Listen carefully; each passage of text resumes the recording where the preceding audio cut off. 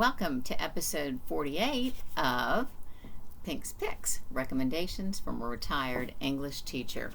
Today's titles are both set primarily in the Aloha state. Hawaii, by prolific writer James Michener, was published in 1959, the same year that the territory became our 50th state. An international bestseller, it has been translated in 32 languages. Published in 2020 in former President Obama's favorite book of last year, the highly acclaimed Sharks in the Time of Saviors is Kawai Strong Washburn's debut novel. Although each of these pieces alone offer a rich, multi-layered family saga, read together, they provide a beautiful history of and eulogy for the islands. There are scenes in Sharks that I would not have fully understood or appreciated if I had not read Hawaii first.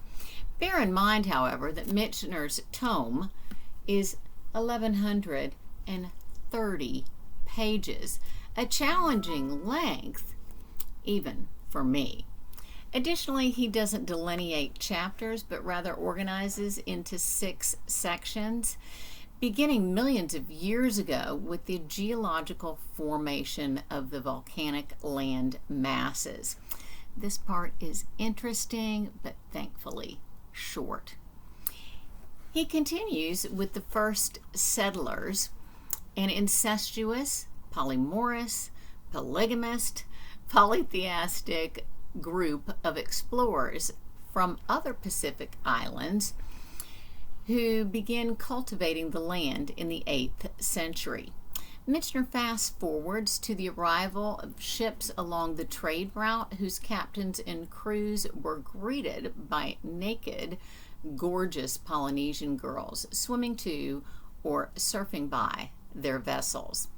In addition to goods, the boats often brought diseases as well as missionaries from the mainland, mostly New England.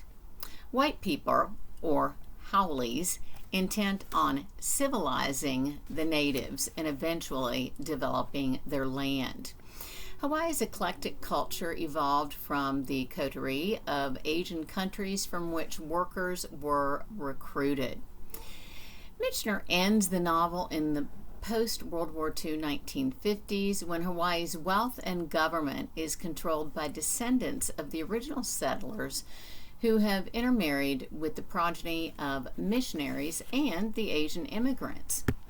Michener's characterization, language, imagery, and plot development are spectacular. They'd have to be to keep me interested for this long a book. Our narrator, ironically, is not revealed until the very last paragraph, which is clever.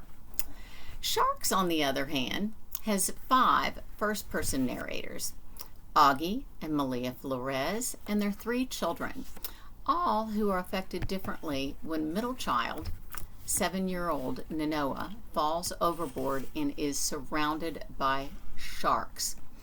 Certain tragedy becomes unfathomable miracle when Malia jumps in to save her son, and one of the sharks safely delivers him into her arms.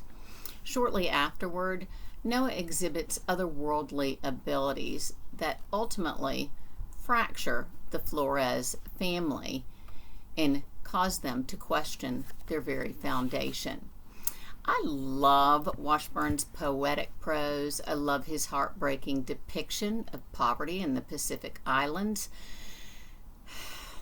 where the very natives can no longer afford property or find jobs that can support Hawaii's high cost of living. Both authors occasionally employ pidgin English. I found Washburn's, who is actually Hawaiian, a bit distracting. I also was surprised that his editors didn't correct one one of the characters references to YouTube 4 years before it existed. Washburn claims in an interview that this is not magical realism. So if not, then it is, in part, parable. Regardless, his writing is gorgeous. In one particularly poignant scene, Noah reflects, "How long was I stupid enough to think that we were indestructible?" That's the problem with the present.